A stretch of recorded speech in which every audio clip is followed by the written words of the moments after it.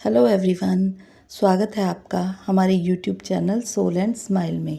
यहाँ आपको मिलेंगी दिल को छूने वाली बातें, इमोशनल स्टोरीज़, रिलेशनशिप स्टोरीज़ और लाइफ लेसन और मोटिवेशनल बातें।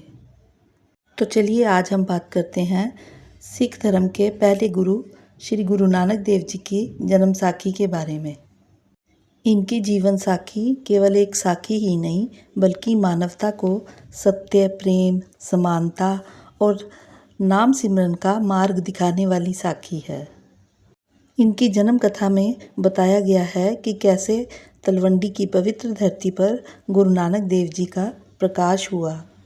तो आइए आज श्रद्धा और प्रेम के साथ सुनते हैं गुरु नानक देव जी की पावन जन्म साखी।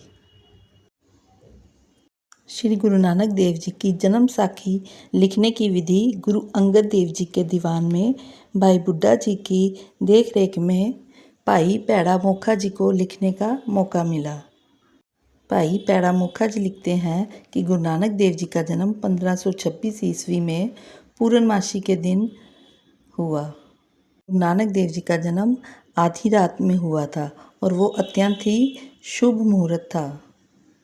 राय भोए की तलवंडी में माता तृप्ता के गर्भ से श्री कालू बेदी जी के गृह में गुरु प्रकट हुए।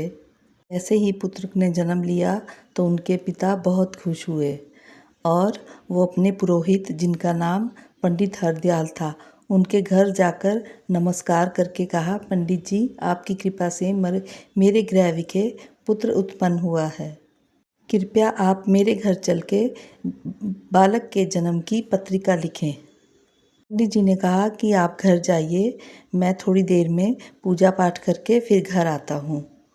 और 2 घंटे बीत जाने के बाद दिन चढ़ते ही पंडित जी कालू जी के घर पे आ पधारे। कालू जी ने पंडित जी का उचित सत्कार किया और सुंदर आसन पर बैठाया। पंडित जी ने कहा, हे कालू, आप कागज, केसर वगैरह ले आओ।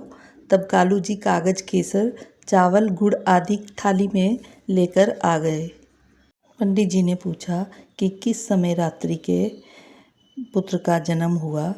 तो पिताजी ने कहा कि मैं उनकी दाई को बुला कर लाता हूँ, वही आपको सब बताएंगी। दौलता दाई को बुलाया गया और दाई ने आकर पंडित जी को बताया कि आधी रात के समय उनका जन्म हुआ। दौलता दाई ने बताया कि मेरे हाथों अनेक बालक पैदा हुए हैं, परंतु यह बालक तो अलौकिक ही है।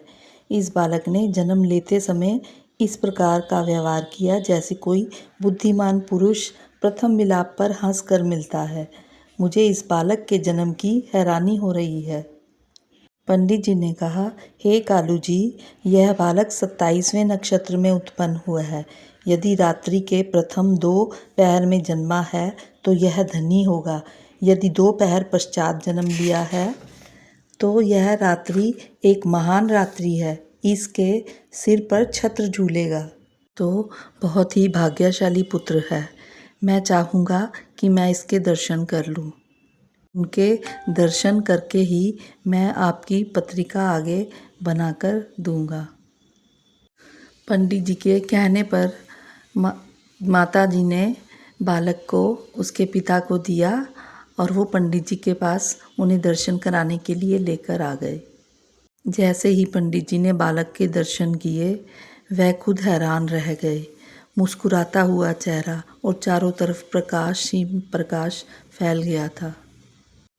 पंडित जी ने खुद उनको दंडवत प्रणाम किया और प्रणाम करने के बाद उन्होंने बोला कि अब बालक को आप भीतर ले जाएं। पिता कालू ने आग्रह किया पंडित जी से कि आप इसका नामकरण करें। तब पंडित जी ने बोला कि इनका नामकरण मैं 13 दिन बाद करूँगा और इनकी जन्म पत्रिका भी 13 दिन बाद ही लिख कर दूँगा और 13 दिन बाद ही इसे चोला भी पहनाने आऊँगा। ना कहकर पंडित जी वहाँ से दक्षिणा लेकर अपने घर वापस लौट गए। 13 दिन बाद पंडित जी चोला लेकर फिर आए और शुभ लगन देखकर उन्होंने बालक को चोला पहनाया और उसका नाम रखा नानक निरंकारी। लेकिन उनके इस नाम पर कालू जी को आपत्ति हुई। उन्होंने बोला कि हे पंडित जी, यह नाम तो हिंदू और मुसलमानों का मिला जुला सा नाम है, नाम कोई और ही होना चाहिए। तब पंडित जी ने उत्तर दिया, बेदी जी, यह आपका पुत्र दिव्या ज्योति का अवतार है। एक ऐसा अवतार आज तक कभी पैदा नहीं हुआ। रामचंद्र, कृष्ण, कितने ही अवतार हुए हैं, उनकी पूजा हिंदू करते हैं, परंतु इसका पूजन हिंदू और मुसलमान दोनों ही करेंगे। इसका प्रताप सूर्य की भांति चमकेगा। यदि यह बालक समुद्र के तट पर भी जाएगा तो समुद्र भी इसे अपना रास्ता दे देंगे। यह तो साक्षात ईश्वर हैं। यह बालक अद्वितीय होगा और यह पूर्ण ब्रह्म की पूजा तथा समर्थ पूर्ण धर्मात्मा तथा ज्ञान वैराग्य का अद्वितीय ज्ञाता होगा। परमात्मा के बिना और किसी की पूजा नहीं करेगा।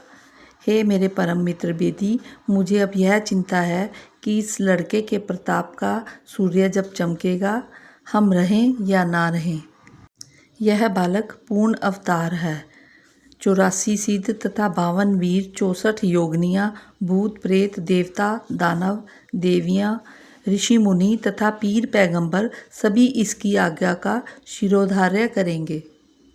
यह बालक साधारण बालक नहीं है, वह जगत निर्माता स्वयं अवतार धारकर संसार का कल्याण करने के लिए प्रकट हुए हैं। इस प्रकार कहकर पंडित जी अपने घर को चले गए। इधर कालू जी बहुत ही प्रसन्न हुए। घर में किसी प्रकार की कोई कमी नहीं थी। बालक के जन्म पर प्रसन्नता में वस्त्र, अन्न, स्वर्ण और गाय आदि अनेक प्रकार के दान किए गए। अनेक नर नारी कालू जी के और तृप्ता जी के घर बधाई देने आने लगे।